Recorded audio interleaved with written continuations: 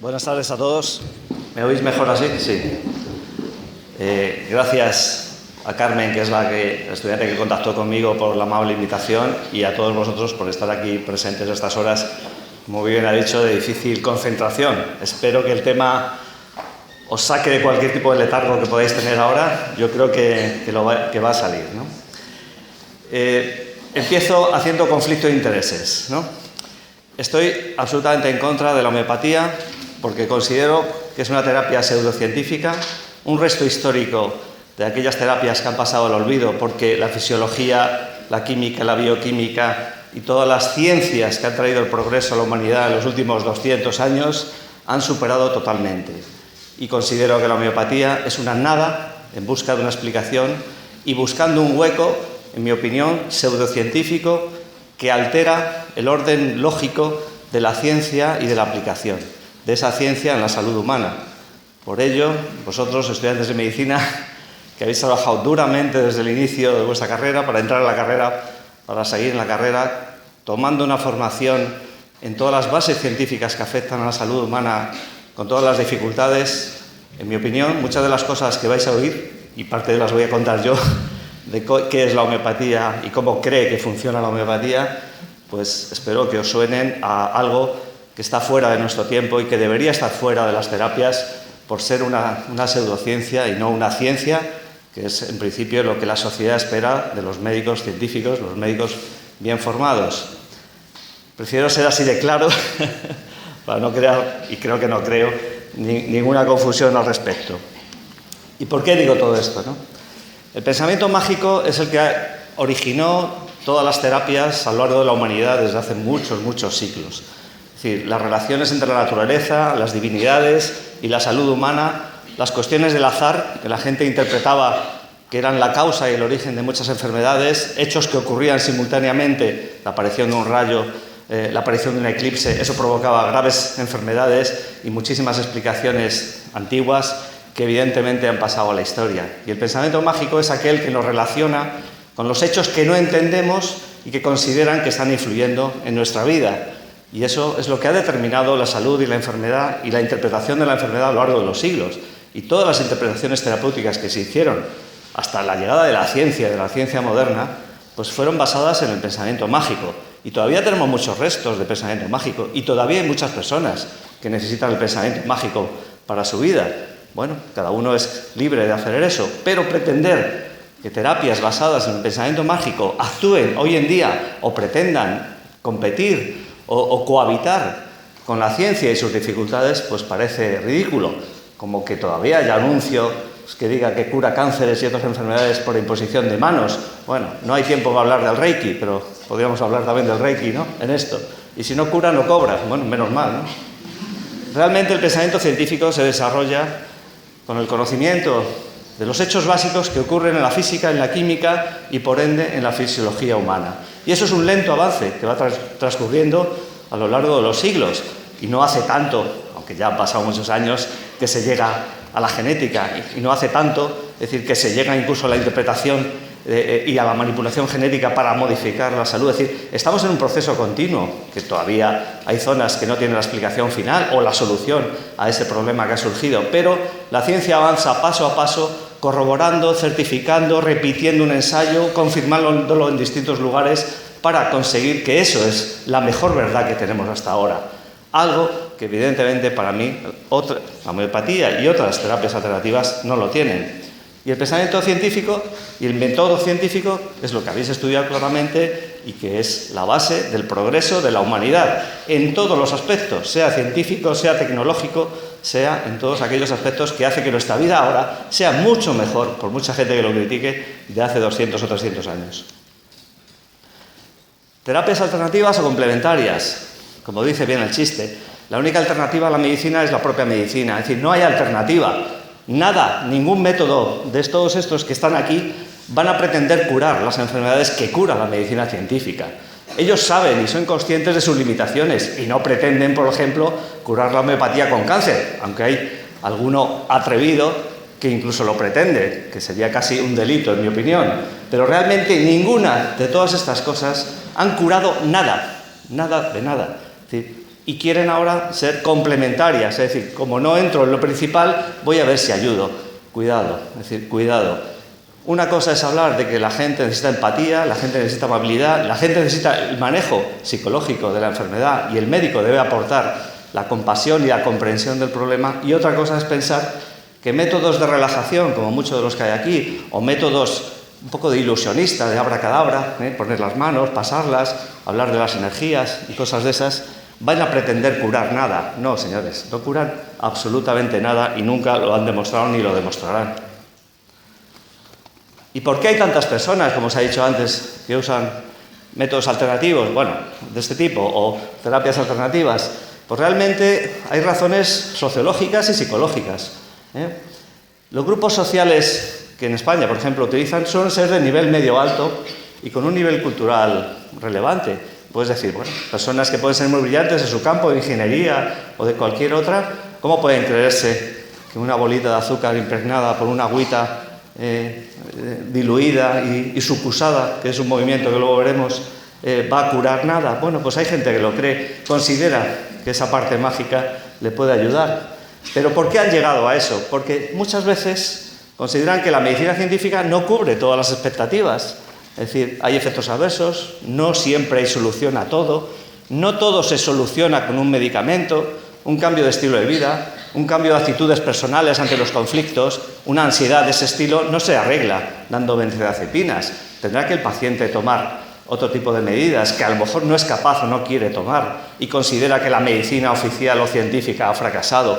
Hay un componente enorme de insatisfacción motivada en sí misma por las limitaciones de la ciencia, pero también por la ilusión que muchos pacientes tienen de que todo lo que les ocurre desagradable lo tienen que arreglar los médicos, cosa que ya os daréis cuenta con los años que no es así y que es una fuente de problemas a veces. También que la medicina está deshumanizada.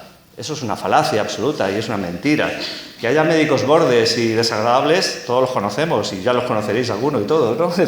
Pero la mayor parte de los profesionales son empáticos, comprensivos con sus pacientes y dedican mucho esfuerzo y sacrificio. Y eso también lo habéis visto vosotros. Considerar que la medicina científica está deshumanizada es una banalidad y una simpleza absolutamente fuera de lugar, generalizando, por supuesto. Y que los remedios naturales son más seguros y sin efectos secundarios. Efectivamente, lo que no hace nada ni bueno ni malo. Aunque hablaremos del efecto placebo y hablaremos del efecto nocebo, que ya creo que conoceréis un poquito cómo funciona. Pero ciertamente lo que químicamente o bioquímicamente no te modifica tu organismo, más allá de las modificaciones que puede haber en el efecto placebo o nocebo, no te va a hacer ningún otro peligro. Con lo cual, la inmensa mayoría son inocuos. Inocuos quiere decir también ineficaces.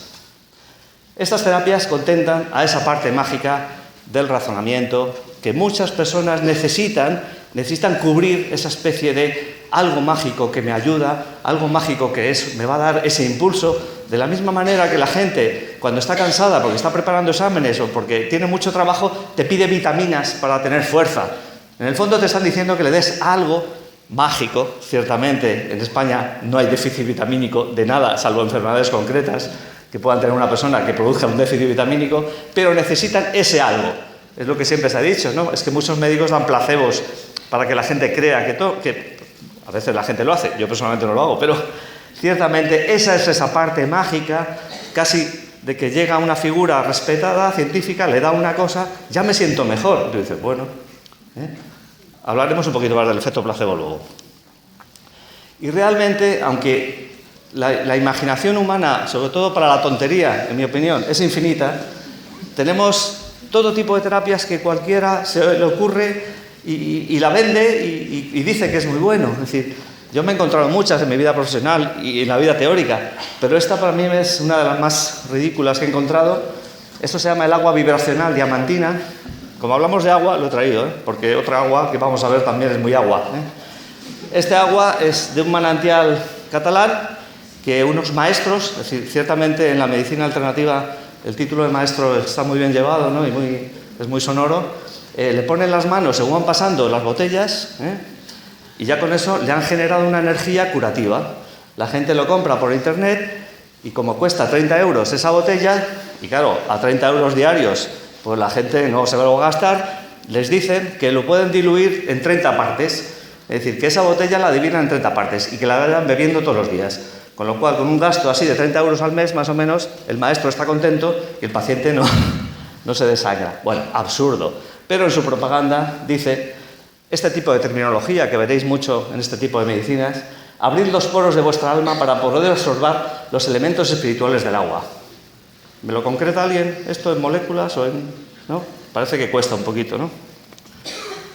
¿Por qué? Porque al final nuestro cerebro quiere sentirse mejor, quiere sentirse bien, quiere no sufrir, y somos capaces de engancharnos a cualquiera, entre comillas, que nos ofrezca algo que nos haga sentir mejor o que nosotros creamos que nos hace sentir mejor. El efecto placebo es una de las cosas más interesantes que puede hacer en medicina y en farmacología. Desde la utilización básica en los ensayos clínicos, que como bien sabéis es el comparador básico, cualquier terapia novedosa tiene que compararse con el placebo. ¿Y por qué es así? ¿Por qué tiene tanta importancia? Porque realmente el ser humano tiene una capacidad de sugestión altísima. Y el hecho de hacer algo, el hecho de tomar algo con una ilusión y una esperanza de que te ayude, ya te ayuda. Y es cierto, te ayuda. Te ayuda en un porcentaje. Y según la enfermedad de que estemos hablando, hay enfermedades que tienen una altísima respuesta al placebo y hay otras que tienen muy baja respuesta al placebo. Todo va en relación de cuál es la concreción bioquímica del problema. Cuanto más concreto sea el problema, cuanto más alterado esté un órgano o una estructura bioquímica, el efecto placebo podrá ser probablemente menor. Cuanto más disperso es, cuanto más global, cuanto más tiene que ver con el estilo de vida, con la personalidad de ese enfermo, más amplio es el efecto placebo. Y eso es una de las dificultades intrínsecas a la evaluación de nuevos medicamentos o de viejos medicamentos, de todo. Pero claro, este efecto placebo puede ser muy bien utilizado, precisamente por aquellas terapias que parece que hacen algo, sabemos que no hacen nada, pero los resultados son: y es que a mí me va bien, es que a mí me funciona. Si a mí me ha ido bien, ¿por qué va a ser malo esto? Realmente, desmontar un poco el efecto placebo, o al menos en la terapia humana, distinguir lo que es el placebo a lo que es ciencia pura, que concreta y aporta una ventaja a una enfermedad concreta, es fundamental, porque si no volveríamos a la charlatanería de toda la vida, de la medicina histórica, ¿no? Es decir, es como si ser muy amable con el paciente, darle palmaditas, tiene un efecto muy placebo y muy positivo, y la terapia humana se basara en las palmaditas y en el buen rollito y en hablar amablemente solamente. Evidentemente, cuidado. Es decir, el efecto placebo hay que conocerlo y hay que controlarlo. Y, por supuesto, hablando del método científico, hay que tenerlo bajo supervisión y evaluación continua. El efecto placebo tiene unos mecanismos bastante conocidos ya respecto a su acción humana, incluso con modificaciones bioquímicas en la producción de endorfinas o en otros muchos sistemas de autosatisfacción y de bienestar personal. Y eso tiene un complejo mecanismo psicológico, bioquímico y físico y sociológico también, que es bueno conocer. Ejemplos muy básicos de trabajos que están publicados. Para el manejo, por ejemplo, del dolor, es más eficaz una pastilla que es mucho más cara. Hay estudios de sobra. El mismo medicamento o el no medicamento, un placebo, que a los pacientes se les decía que le valía 1 euro, que les valía 10 euros o que les valía 100 euros, los resultados eran mucho más satisfactorios cuando eran 100 euros, porque me dan esto que es tan caro, debe ser la bomba, ¿eh? Igual que los colores tienen relación, incluso el efecto del color de la pastilla, el efecto del tamaño de la pastilla. Es decir, hay un amplio complejo bastante bien estudiado sobre qué es el placebo y cómo afecta en el ser humano. Insisto, no vamos a negar lo que existe, pero tenemos que distinguirlo del efecto real, bioquímico y eficaz, en ese sentido, que buscamos en un medicamento. No buscamos la loción crecepelos que vendían los americanos a los indios o este tipo de terapias absurdas, ridículas, de potingues, que realmente, en mi opinión, a veces la homeopatía y otro tipo de terapias se acerca más a ese tipo de oferta que a la ciencia real. Rápidamente, para entrar un poco en la homeopatía ya directamente, ya sabréis muchas cosas de ellas. Samuel Hahnemann fue el que escribió, aunque no solo él, pero realmente sale en un contexto histórico donde los médicos sabían muy poco y hacían muchas barbaridades, como la sangría, como el método ideal, que provocaba más muertes que beneficios. La homeopatía, en el fondo, fue una manera de rechazar ese tipo de terapias claramente ineficaces y agresivas por un método que aparentemente, y bajo el conocimiento de la época, tenía o podía tener cierta lógica. Pero eso sigue ocurriendo hoy en día. Hoy en día se siguen vendiendo cosas de estas, En una farmacia, en esta época del año, te venden la vacuna homeopática de la gripe por 15 euritos, de este laboratorio. Y lo que lleva es ultradiluidas, belladona y un montón de productos absolutamente absurdos, ¿no? La homeopatía, como ya se ha dicho, es un sistema filosófico, es decir, es algo más que el medicamento homeopático, algo que intenta, en mi opinión, adornar, es decir, buscar palabras tan bellas como la armonía de la mente y el equilibrio. La enfermedad es una ruptura del equilibrio.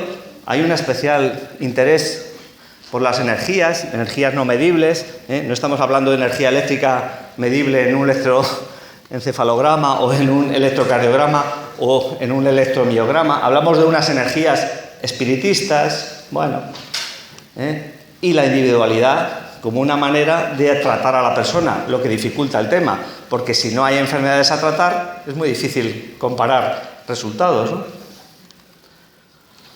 El principio de la similitud y el ejemplo histórico antiguo fue con la quinina en los síntomas de la malaria. Había malaria en Europa, en aquel siglo, y la quinina simulaba algo tan específico como dolor generalizado, malestar, síntomas febriles, algo que tenía muchas enfermedades.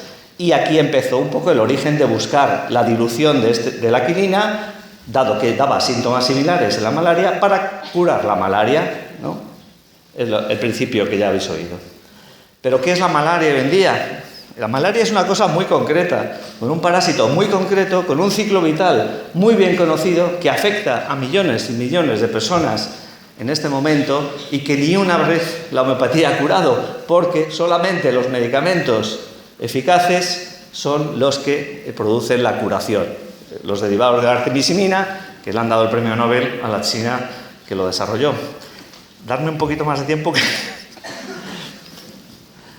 Aunque todavía hay homeópatas que van a África a decir que van a tratar a miles de tanzanos con homeopatía. Absoluta irresponsabilidad. La dilución infinitesimal es uno de los principios de la homeopatía. Una parte se diluye en una parte superior y así se van haciendo las diluciones de forma progresiva. Me voy a saltar un poquito estos detalles, que probablemente se los... Es decir, vamos viendo la desaparición hasta que llega a la no existencia de ninguna molécula. Es decir, el número de Avogadro es el que determina qué cantidad se va diluyendo de molécula y dónde, en qué volumen puede haber una sola molécula. En un excelente libro que se llama Mala Ciencia, de Beth Cochler, pone el ejemplo de todo esto. Una dilución de 12CH, que es uno de los métodos de dilución homeopática. Pues sería que imaginas una esfera de agua con un diámetro de 150 millones de kilómetros, que es la distancia entre la Tierra y el Sol, que tarda la luz en llegar 8 minutos, una esfera de agua de ese tamaño, imaginaros, inimaginable casi. Pues eso, para que haya ahí una molécula, eso es una dilución 30CH. Es decir, realmente ahí hay algo en ese volumen que es imposible de generar aquí, ¿no? Es decir, no queda nada. La fabricación de un medicamento homeopático es una buena manera de ver en qué se basa, en mi opinión, ese absurdo. Estas imágenes están grabadas de un reportaje que participé yo, que se llama Las bolitas de la discordia, que está en la web de la 2, en Repo. Es 20 minutos y se habla de la homeopatía, hablamos varios. Bueno, Laboratorio Boirón es uno de los principales fabricantes. En una sala tienen las tinturas madre, es decir, que son como los concentrados de distintas sustancias, vegetales, minerales o incluso también de bacterianas. Estas son las tinturas madres y el proceso de dilución se hace el número de veces que uno desee. 5, 8, 3, 30 veces. Es decir, 1 mililitro en 100 mililitros y así sucesivamente. Posteriormente se agita, porque es uno de los principios básicos para que la energía fluya. Es decir, ese líquido se mete en un robot mecánico automático que les da unos meneos durante varios minutos. Posteriormente, ese líquido ya agitado se pone en un pulverizador, se meten en una urna de cristal un montón de bolitas de azúcar, sacarosa, lactosa, es la inmensa mayoría, y según se va moviendo lo va pulverizando ese volumen. Y ahí, ya de ahí, tenemos un envase de un producto homeopático. ¿Creéis que aquí hay algo más allá de azúcar? ¿Creéis que este agüilla diluida que ha mojado esto y luego se ha secado? ¿Va a haber aquí algo? ¿De nada? No, todos los análisis que se hacen es que no hay nada más allá que lo que lleva el excipiente, sacarosa, lactosa. Voy muy mal de tiempo, por lo que veo. Protección, agitación, todo esto. Sin entrar en detalles sobre la memoria del agua, que también la podría criticar, sus dos grandes defensores han sido Beneviste y también Luc Montagnier, famoso por el descubrimiento del SIDA, pero que en los últimos años ha dado un giro muy radical a sus áreas de interés. Todo esto está muy criticado, muy analizado. Realmente hay un gusto de las medicinas alternativas por usar la física cuántica, que no entienden muchas veces ni los propios astrofísicos, pero ellos lo entienden y dicen que el mecanismo de acción es a través de la medicina cuántica, algo totalmente fuera de lugar y que está criticado y desmontado. Pero realmente íbamos a la clínica, y con esto acelero para no retrasar más todo. Los informes bien realizados, globales, en instituciones, no ya la opinión de una persona, desmontan la homeopatía como una terapia eficaz. Ningún medicamento homeopático ha demostrado en ninguna condición humana de enfermedad hacer nada más allá que el efecto placebo. Informe del Ministerio de Sanidad español del 2011, informe de la Cámara de los Comunes del Reino Unido, informe australiano de este mismo año, donde se ha publicado o haciendo una revisión completa de todo. Todo el mundo dice lo mismo, no tiene efecto más allá del placebo. Podríamos entrar en detalles sobre el informe australiano, que la homeopatía también critica, pero realmente, bueno, el UpToDate, que como veis, si conocéis, es una de las mejores fuentes de información, es muy clara y nos dice que realmente en este momento ningún medicamento homeopático tiene ningún efecto más allá del placebo. Se repite 1000 veces, aunque los homeópatas digan lo contrario. La homeopatía defiende un informe que encargó el gobierno suizo en apoyo, dado que en Suiza tiene aceptación oficial a través de un referéndum que se hizo. No voy a entrar en detalle porque sería muy prolijo ahora detallarlo y me alargaría. Recientemente, no hace ni 2 semanas, estuve en un debate directo, sin más intermediarios, con 2 homeópatas y éramos 2 contrarios a la homeopatía. Y me presentaron, como el no va más de los metaanálisis y revisiones sistemáticas, este trabajo como que se demostraba que la homeopatía funcionaba clínicamente en base a esta revisión sistemática y metaanálisis. Realmente tenéis que aprender a hacer lectura crítica de artículos. Es fundamental para vosotros saber hacerlo. Pero si ya en la revisión veis que de todos estos ensayos clínicos aleatorizados que se encontraron, te dicen que la inmensa mayoría tienen graves defectos metodológicos, tienen una enorme cantidad de sesgos, que el tamaño de la muestra es ínfimo y que realmente la validez que eso provoca es muy cuestionada, pues realmente si esto es lo mejor que pueden presentar, que Dios nos ampare o que ampare a los pobres enfermos que confían en ellos. Me encantaría, pero insisto, no quiero comer tiempo, ir una a una desmontando las razones que defienden la homeopatía, de que es eficaz, de que es segura, de que la gente está muy contenta con ellas. Realmente no quiero comer tiempo al resto de ponentes. Y simplemente finalizo con una frase que para mí es clara. La homeopatía es una pseudociencia, una nada en busca de una explicación, un resto histórico de teorías caducas sobre la enfermedad y sus terapias, y considero que debéis conocerla, pero para como científicos rechazarla de forma clara. ¿Por qué? Si se abre la puerta a la pseudociencia poniéndolo al mismo nivel que la ciencia en la terapia de la salud humana, estáis abriendo la puerta a un retroceso histórico y a un engaño colectivo masivo que me parece muy peligroso para el progreso de nuestra sociedad y para el progreso y satisfacción de los propios enfermos. Gracias por vuestra atención.